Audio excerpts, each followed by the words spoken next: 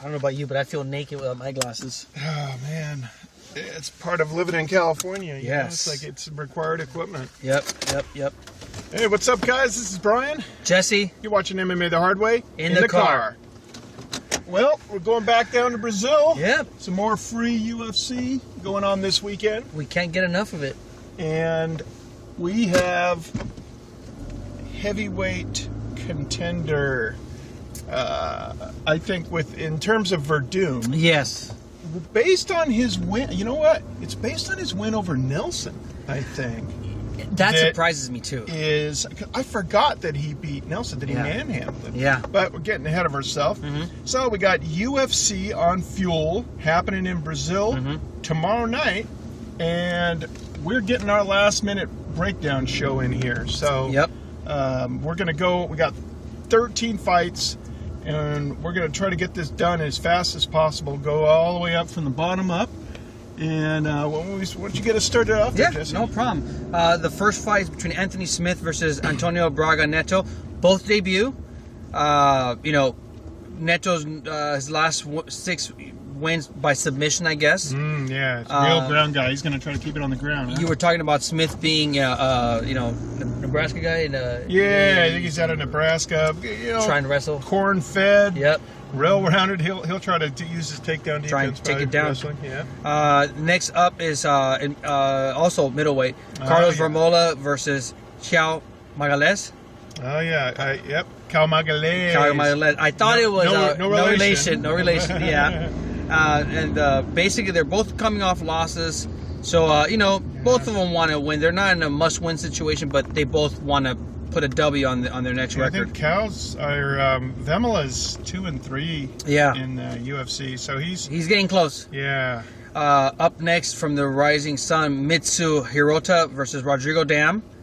Rodrigo's 1-1 right now so far, and Mitsu he's in a must-win situation. Yeah, I think he's pretty much like the only guy that's kind of in a must-win. Yeah. On the whole card. Yeah, Hirota.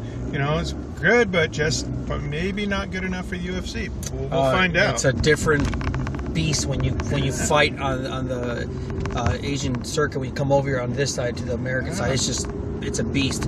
Up next, light heavyweight, it's Ildemar Alcantara versus Leandro Silva. Silva's doing his debut. This one is the first fight that's coming up for many that's Brazilian crime. Side note, every single fight here has a Brazilian. Yeah, so every single fight. You never it's have gonna be nuts. I think other than maybe Toronto, you never have a louder crowd than when they're fighting in these huge. Joe Rogan has said that the Brazilian crowd is just ridiculous. He can't even. And it has exploded just in the last year or so. Yeah. So it's gonna be a loud crowd. Yeah. Up next afterwards on the featherweight is Filipa Arantes versus Godfrey Castro. Yeah. So both Brazilians again. They call him Pepe. Godfrey Pepe. Yep. And he was one of the tough Brazil one finalists. Felipe's shoot box, and Godfredo's I guess he might be the favorite. Up next in the middleweight, Honey Marks versus Derek Brunson. Right now?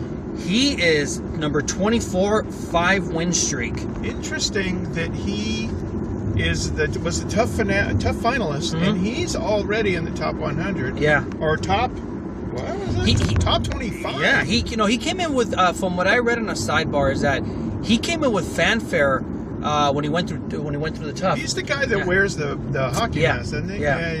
And then up next, bantamweight, you have Rafael Sansao versus Van Lee. Yeah. It's gonna be I think this is gonna be a strike fest. Both Rafael's rated at 8. I think it's a big step up in competition for Van Lee. Yes, he's ranked 67.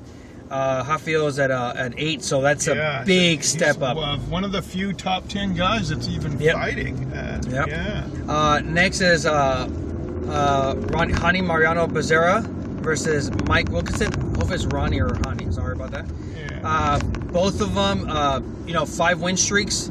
Yeah, actually, Mike Wilkinson's undefeated. Yeah, he's getting up there.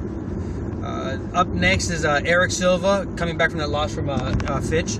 Oh, yeah. Versus Jason High. So you know Eric's going to come and put a stamp on this. You know what's interesting about that fight is Erick Silva is considered the favorite. Mm-hmm. And I don't know if it's just because he's a hometown hero, but you're talking about Jason High. Yeah. This guy, how many fight win streak? 5 win streak. He's a transplant from Strikeforce, and he's no slouch. I think he's on a 7-fight win streak. Yeah, if you go back further. All the in Strikeforce and all that stuff. No, he's no joke. Jason High, I think this is the fight.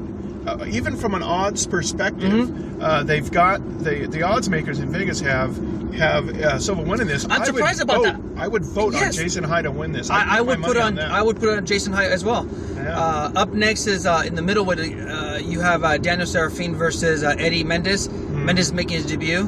Yeah.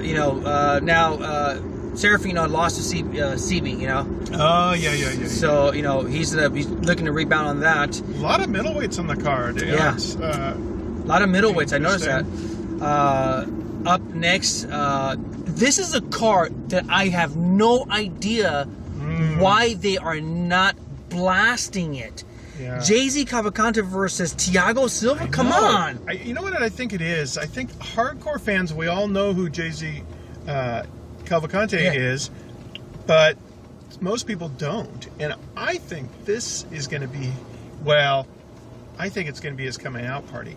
Thiago Silva, I almost think of him as like a light heavyweight gatekeeper because he's up there. The only guys he's lost for hands, are the guys that are contenders. Yeah. Evans, Gustafsson. He lost to Gus and he lost to Evans.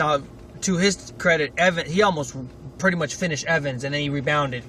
And the other 2 losses are from, one's from 420, the other one's for steroids for medicinal purposes. And we just found out this week that the UFC has changed their guidelines on 420. They've dropped it down because it's just, I think honestly, and I won't digest too much of this, but I think eventually they're going to either, if it's for medicinal purposes, you got your card, they're going to just let it go. Yeah. I mean, it's just going that way. It's not going to perform. No, I'm like I said before, I'm scared of other things more. Yeah. Then we have the 170 tough finalists.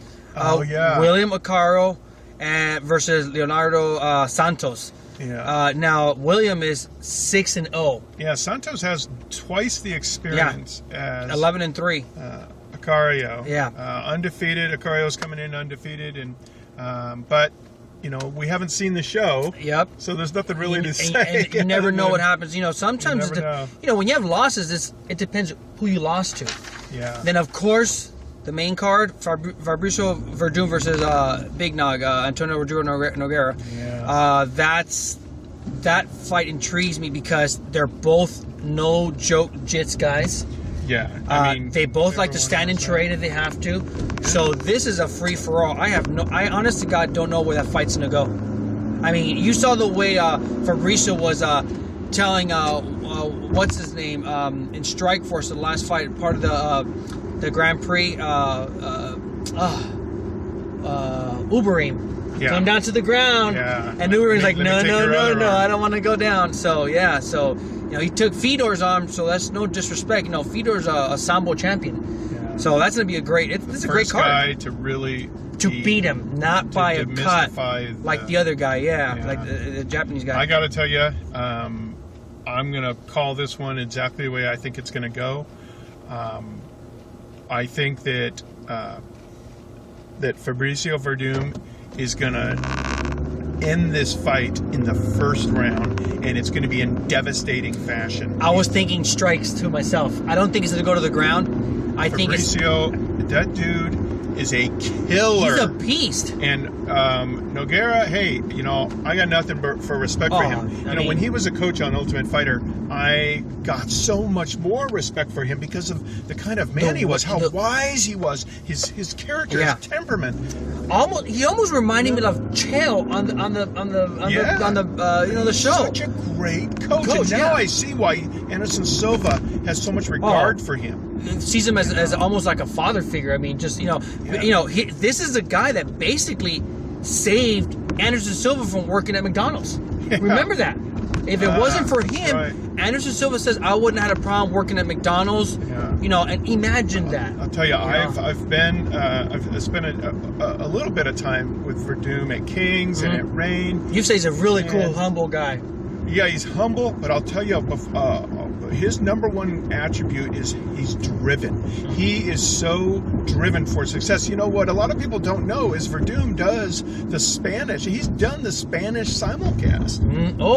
So I did not know that. Fluent Spanish. I did not know that. And, I did not know that. People are just blown away. You see him on Fox Deporte, and he's speaking fluent Spanish. You know, I mean, I've been with Spanish-speaking people. I would have never known that. And they told me that his Spanish is like 90% right there. Wow, I would have never known that. I agree with you too. I think Fabricio could almost feel the belt around his waist, and he wants that. And his aggression off his back is going to negate Nogueira's ground game, and his strikes and his veracity is going to. He's going to be able to take the shots that Nogueira lands. He's just going to be vicious and faster. That loss to JDS, just really stung him, and he's come back with a vengeance. Yeah, I gotta say, that's all the time we've got. Hey, have fun.